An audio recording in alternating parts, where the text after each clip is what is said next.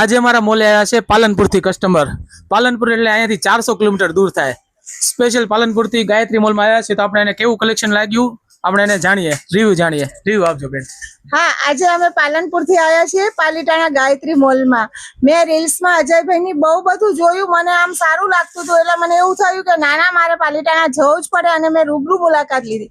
અને મારી બેબીના લગ્ન છે, એના કરિયાવર માટે મેં અહીંથી વસ્તુ લીધી.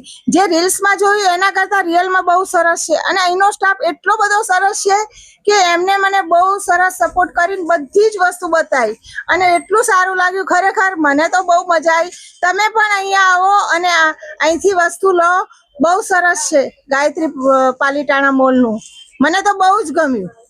વાહ બેન વાહ, ખૂબ ખૂબ ધન્યવાદ. જો બેને જોરદાર રિવ્યુ આપ્યું છે, તો આપણે એને ગિફ્ટ આપશું. તમે બે શબ્દ બોલજો.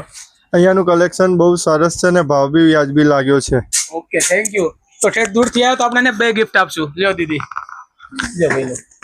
આવજો. Thank you. આવજો બેન.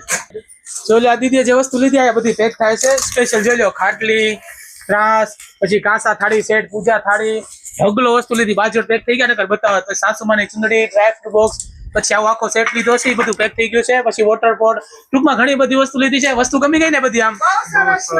ઓકે, થેન્ક યુ બેન. આવજો.